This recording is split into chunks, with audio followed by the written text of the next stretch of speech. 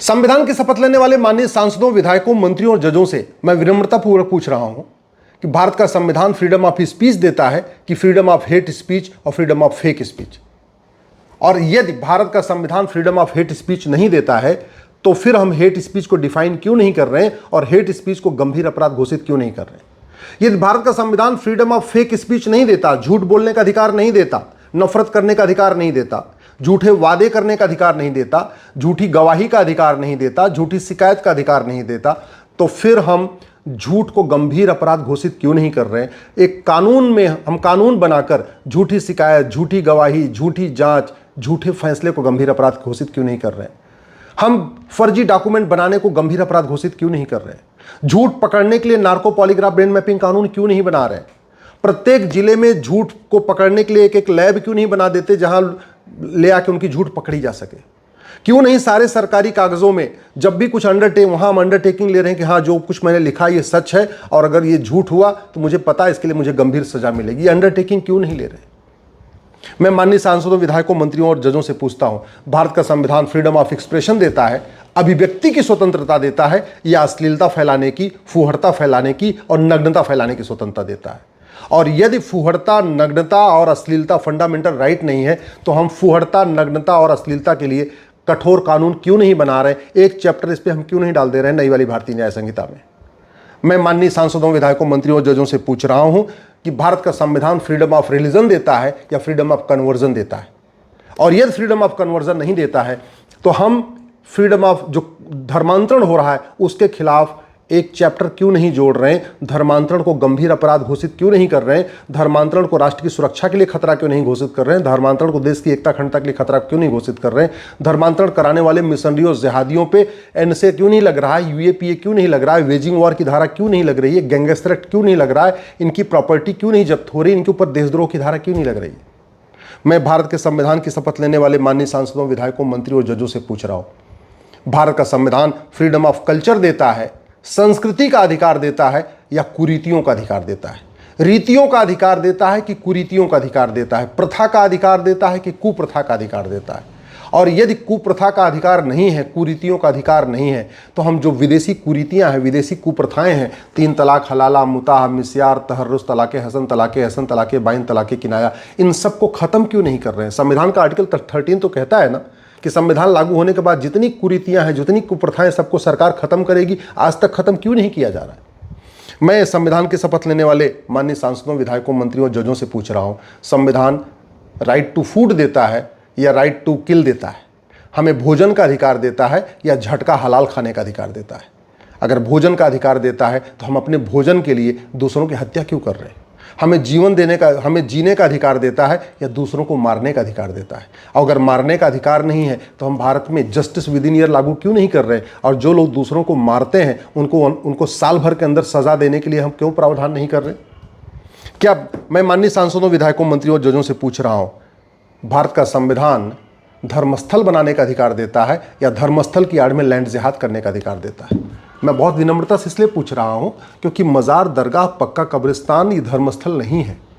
मज़ार, दरगाह, पक्का कब्रिस्तान बनाना, वहां जाना हराम है। इसलिए Arab, Dubai, Kuwait, Bahrain, Abu Dhabi में एक भी मज़ार नहीं, एक भी दरगाह नहीं, एक भी पक्का कब्रिस्तान नहीं।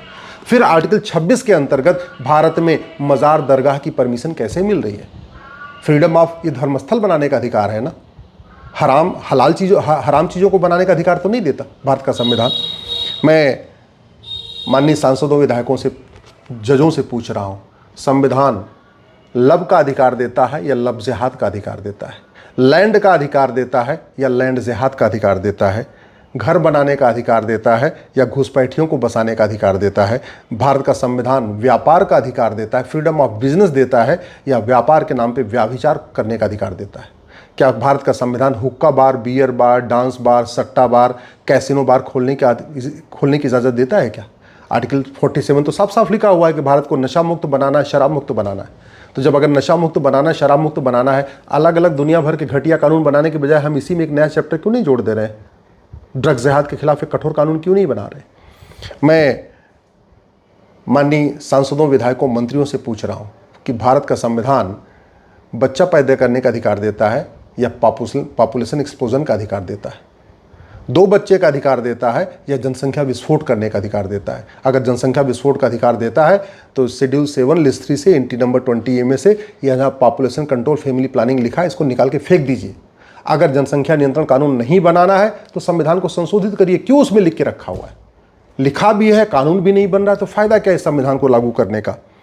और अंतिम बात जो मैं पूछना चाहूँगा सभी माननीय सांसदों, विधायकों, मंत्रियों और जजों से, भारत का संविधान स्कूल खोलने का अधिकार देता है या मदरसा खोलने का अधिकार देता है? क्योंकि मदरसा स्कूल नहीं है, मदरसा एजुकेशन इंस्टीट्यूशन नहीं है, मदरसा दीनी तालीम सेंटर है। संविधान का कौन सा पन्ना है जहां मदरसा लिखा हुआ है? संविधान का कौन सा आर्टिकल है जहां मदरसा लिखा हुआ है? सच्चाई तो यह है कि भारत का संविधान मदरसे पे प्रतिबंध लगाता है।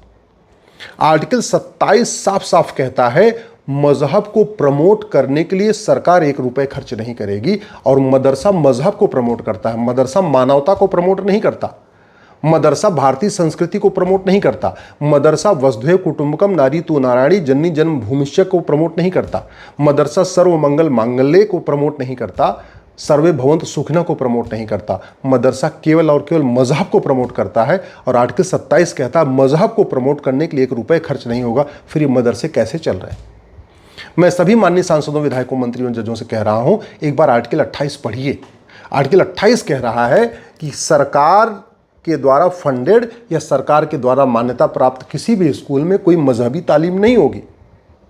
तो मदरसा तो मजहबी तालीम देता है, मदरसे में सेकुलर तालीम थोड़ी होती है, सेकुलर टीचिंग नहीं होती, मदरसे में मजहबी तालीम होती है। तो आर्टिकल 27 भी मदरसे पे प्रतिबंध लगाता है, आर्टिकल 28 भी प्रतिबंध लगाता है। और जिस आर्टिकल 30 के आड़ में मदरसा चल रहा है, जिस आर्टिकल 30 को पढ़ पढ़ के मदरसा बोर्ड बन गया, मदरसे की डिग्रियां वैलिड हो गई हैं, उस आर्टिकल 30 को मैं फिर से कह रहा हूं, एक बार जरा अपना चश्मे का शीशा साफ करके ठीक से पढ़िए। क्या लिखा क्या है उसमें? उसमें लिखा है कि भारत के चाहे वो माइनॉरिटी हो चाहे मेजॉरिटी, अल्पसंख्यक हो या बहुसंख्यक, सबको एजुकेशन इंस्टीट्यूशन खोलने का अधिकार है, मदरसा नहीं। एजुकेशन इंस्टीट्यूशन का मतलब इंजीनियरिंग कॉलेज खोलने का अधिकार है, लॉ कॉलेज खोलने का अधिकार है, MBA कॉलेज खोलने का अधिकार है, BEd कॉलेज खोलने का अधिकार है, BA BSc BCom का कॉलेज खोलने का अधिकार है, 10वीं 12वीं का स्कूल खोलने का अधिकार है, मदरसा नहीं। एजुकेशन इंस्टीट्यूशन की बात हुई है, मदरसा एजुकेशन इंस्टीट्यूशन नहीं होता, मदरसा तो दीनी तालीम सेंटर है। जो भारत का संविधान देश की एकता अखंडता मजबूत करने की बात करता है, वो मदरसों को कैसे अलाउ कर देगा? मदरसे में तो हर चीज़ सिखाई जाती है जो भारत के संविधान के ठीक उल्टा है। मदरसे में इक्वलिटी, जस्टिस, लिबर्टी, फ्रेटर्निटी नहीं सिखाई जाती। मदरसे में नेशनल और इंटीग्रेशन नहीं सिखाया जाता। मदरसे में तो हिंदी नहीं सिखाई जाती, जबकि भारत का संविधान का भारत की राजभाषा हिंदी है। मदरसे में तो विदेशी पंथ सिखाया जाता है, विदेशी किताब पढ़ाई जाती है, विदेशी कल्चर पढ़ाया जाता है, विदेशी कुरीतियों को जायज़ कहा जाता है, विदेशी कुप्रथाओं को जायज़ कहा जाता है। फिर ये मदरसा चल क्यों रहा है? भारत में आधी अराजकता का मूल कारण मदरसा है। और ये भारत नहीं, पूरी दुनिया में आप उठा के देख लीजिए, चाहे अमेरिका हो, चाहे वो फ्रांस हो, चाहे वो जहाँ पे भी चल रहा है। और भारत का संविधान तो उसकी इजाज़त ही नहीं देता। दुर्भाग्य देखिए, मुगलों ने 500 साल के शासन में 1000 मदरसे खुलवाए थे, और संविधान लागू होने के बाद 75 साल में 3 लाख मदरसे खुल गए। अंग्रेजों ने 200 साल के शासन में 1000 मिशनरी स्कूल खोला था, और ये संविधान लागू होने के बाद 3 लाख मिशनरी स्कूल खुल गए। और मुगलों के आने के पहले, अंग्रेज़ों के आने के पहले भारत में लगभग 7.5 लाख गुरुकुल स्कूल थे। आज की डेट में उनकी संख्या लगभग 7000 हो चुकी है। ये हुआ है, ये संविधान की गलत व्याख्या का परिणाम है।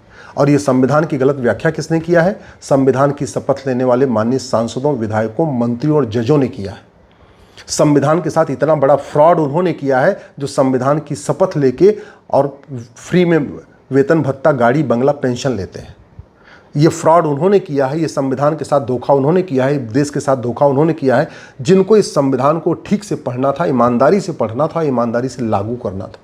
ये हमारे देश का दुर्भाग्य है कि रक्षक ही भक्षक हो चुके हैं। जिनको इस संविधान की रक्षा करनी थी, वही संविधान का भक्षण कर रहे हैं। बाबा साहब अम्बेडकर की जयंती मनाते हैं, लेकिन बाबा साहब अम्बेडकर ने क्या कहा था उसको बिल्कुल नहीं मानते, ठीक उसके उल्टा काम करते हैं। सरदार पटेल की जयंती मनाते हैं, लेकिन सरदार पटेल की बात नहीं मानते, ठीक उसका उल्टा काम करते हैं।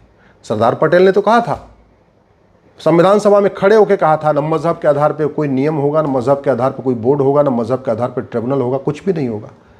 हर साल संविधान सरदार पटेल की जयंती मनाते हैं, लेकिन हमने मजहब के आधार पर चीज़ों को ख़त्म किया क्या?